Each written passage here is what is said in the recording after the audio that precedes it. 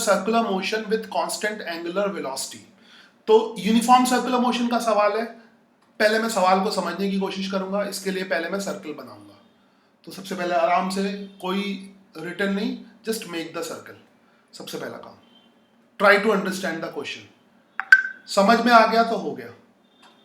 अब किसी ने सोल्यूशन भेजा है तो अब जरूरत नहीं है, अब मैं सॉल्व करना शुरू कर दिया, पहले भेजना चाहिए था। सर मुझे भी एक डाउट था सर सेकंड वाले में। चलो पहले इसको सॉल्व कर लेता हूँ मैं पहले। हाँ, एक बार मैंने सॉल्व करना शुरू कर दिया तो फिर पूरा करूंगा मैं, फिर बीच में नहीं हट सकता। It is a good one. मगर for a body in a circular motion with constant angular velocity, मतलब यूनिफॉर्म सर्कुलर मोशन है। और मैं तुम्हें पूरा थिंक करना सिखा रहा हूँ, कैसे सोचते हैं। यूनिफॉर्म सर्कुलर मोशन हो गया, ओमेगा कांस्टेंट है, इसका मतलब v भी कांस्टेंट है। जो कंसेप्ट सिखाया वही कंसेप्ट तो लगते हैं। The magnitude of average acceleration over half revolution. तो एवरेज एक्सेलरेशन का मतलब क्या हुआ वो देखते हैं पहले। तो पहले तो ये बोला है कांस्टेंट एंगुलर वेलोसिटी है, तो ये पता है कि हमें इसका एक्सेलरेशन, इसके पास सिर्फ एक ही होगा जो सेंट्रीपिटल एक्सेलरेशन होगा। समझ आई बात? इसके पास और कोई एक्सेलरेशन तो होगा नहीं, क्योंकि कांस्टेंट एंगुलर वेलोसिटी है। फिर कंसेप्ट लगाना शुरू करो, जो तुमने पढ़ा है वो लगाना शुरू करो। ठीक है, एक भी क्वेश्चन आराम से। तो हमने क्या पढ़ा है कि यूनिफॉर्म सर्कुलर मोशन में तो सिर्फ सेंट्रीपिटल एक्सेलरेशन होता है, यहाँ पे टेंजेंशियल तो होगा नहीं, क्योंकि ये क्या बोल रहा है, कांस्टेंट एंगुलर वेलोसिटी। याद रखो, अभी भी सवाल को समझने की कोशिश कर रहे हैं, अभी सॉल्व नहीं कर रहे हैं। ठीक है, फिर कह रहा है magnitude of average acceleration over period of half revolution. तो हाफ रेवोल्यूशन में ऐसे पहुंच जाएंगे। ठीक है, एसी क्या कहना क्या चाहता है, ये पूछ रहा है कि एवरेज एक्सेलरेशन। ठीक है, तो शायद तुम्हें याद होगा कि एवरेज एक्सेलरेशन क्या होता है ना? एवरेज एक्सेलरेशन होता है change in velocity upon time interval. और ये अगर नहीं पता है तो ठीक है, बड़े दुख की बात है, क्योंकि सबसे पहले चैप्टर में ये सिखाया गया था और इसके हम बहुत सारे सवाल कर चुके हैं। एवरेज एक्सेलरेशन क्या होता है, ये वेक्टर फॉर्म में मैंने लिख दिया, is equal to change in velocity upon time interval. और इंस्टेंटेनियस क्या होता है, डीवी अपॉन dt, सबको पता है ना? और ये इंस्टेंटेनियस एक्सेलरेशन है एसी, जो पर्टिकुलर इंस्टेंट पे है। एवरेज एक्सेलरेशन क्या होगा, एक टाइम इंटरवल के लिए डिफाइंड होता है। एवरेज वेलोसिटी क्या होता है, डिस्प्लेसमेंट अपॉन टाइम। तो याद रखो, ये जरूरी नहीं है कि सर्कुलर मोशन है तो उसी चैप्टर का कंसेप्ट लगे। इसमें चैप्टर कहाँ का, पीछे का भी लग सकता है, कहीं का भी कंसेप्ट लग सकता है। तो यहाँ पे एक्सेलरेशन से हमें कोई मतलब ही नहीं है, यहाँ पे बात करनी है एवरेज वेलोसिटी, ये चेंज इन वेलोसिटी की। तो पहले ये सिंबल सबको पता होगा, ये एवरेज एक्सेलरेशन का सिंबल है, और यहाँ पे बात करनी है चेंज इन वेलोसिटी की। तो ये बात कर रहा है कि हाफ टाइम। ठीक है, the average acceleration over a period half revolution. तो हाफ रिवोल्यूशन हमने लिया है ना, यहां से यहां तक हाफ रिवोल्यूशन हो गया, आधा यहां से हो गया। ऑब्वियसली यहां पर वेलोसिटी इधर होगी, let me take another colour. यहां पर वेलोसिटी इधर होगी। ठीक है, क्या वेलोसिटी चेंज होगी? वेलोसिटी के मैग्नीट्यूड में तो चेंज नहीं होगा ऑब्वियसली, मगर वेलोसिटी की डायरेक्शन चेंज होगी। ठीक है, अगर हम ये आई कैप जे कैप तुम कहीं भी यूज कर सकते हो, सपोज इजी करने के लिए, और ये यूनिट वेक्टर तुम कहीं भी लगा सकते हो। जे कैप हम ऊपर की तरफ कर लें तो माइनस जे कैप नीचे की तरफ हो जाएगा। ठीक है, तो जैसा भी करना हो कर लो, या प्लस माइनस भी ले सकते हो, मैं जे कैप लेता हूँ। तो इसमें फाइनल वेलोसिटी याद रखो नीचे की तरफ है, तो जो शुरू से पढ़ाया था वो सब लगेगा, ध्यान रखना। ठीक है, ऐसा नहीं कि तुम पहला वाला भूल गए, उसको रिवाइज करते रहो, स्क्रोल रिवीजन करते रहो, स्क्रोल करके रिवाइज करते रहो। एक लेक्चर और लूंगा स्क्रोल रिवीजन पे, वो बहुत इफेक्टिव है। चेंज इन वेलोसिटी क्या होगा, final velocity minus initial velocity, मगर फाइनल वेलोसिटी तो नीचे की तरफ है हाफ रिवोल्यूशन के बाद। मैं इसको थोड़ा सा और अच्छी तरह से लिख दूं, वेलोसिटी के मैग्नीट्यूड बराबर है मगर वेलोसिटी बराबर नहीं है। फाइनल वेलोसिटी कितनी हो जाएगी, माइनस वी जे कैप, और इनिशियल वेलोसिटी कितनी हो जाएगी, वी जे कैप। समझ आया होगा?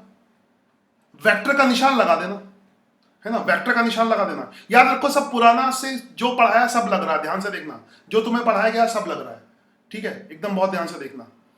हो सकता है मैंने सर्कुलर मोशन में ना पढ़ाया हो, तो फिजिक्स में ऐसा नहीं कि पहले चैप्टर का यहां नहीं लगेगा, सब एक साथ लगेंगे। ठीक है, फाइनल वेलोसिटी क्या हो जाएगी, माइनस, फाइनल वेलोसिटी को पहले मैं लिख लूं formula, that is change in velocity. Change in velocity क्या होता है, final velocity minus initial velocity. इसीलिए मैं कह रहा हूं एक सवाल ही सफिशिएंट है, उसमें इतने कंसेप्ट लग जाते हैं कि सारा रिवाइज हो जाता है। जीरो कैसे हो जाएगा मेरे भाई, जीरो कैसे हो जाएगा? जीरो तो मैग्नीट्यूड सेम है ना, डायरेक्शन तो अलग अलग है। फाइनल है माइनस वी जे कैप। ये गलती मत करना, सारे बच्चे यही गलती करते हैं। माइनस और इनिशियल क्या है, plus V J cap. Zero कैसे हो जाएगा, नहीं समझे? और टाइम इंटरवल हाफ रिवोल्यूशन का ले सकते हो। हाफ रिवोल्यूशन का टाइम जो है, फिलहाल अगर टोटल रिवोल्यूशन में टाइम टी लगा है तो टी बाई 2 कर लो, है ना। हाफ रिवोल्यूशन का टाइम ले लो, जो भी अगर टी बाई 2 कर लेना, टी कर लेना वो ओमेगा के टर्म में भी लिख सकते हैं। तो सपोज करो, ये क्या अपने आप प्रेस हो रहा है ना, सर वहां पे माइनस जे कैप आएगा ना सर, फॉर्मूले में माइनस है। फाइनल वेलोसिटी कितनी है, माइनस वी जे कैप।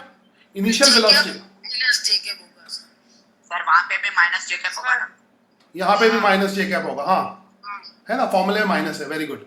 अच्छा, टाइम कितना हो जाएगा, ध्यान से देखना, टाइम ध्यान से देखना। इसमें टाइम जो है, ये कभी कभी अपने आप प्रेस हो रहा है ना, टाइम ध्यान से देखना।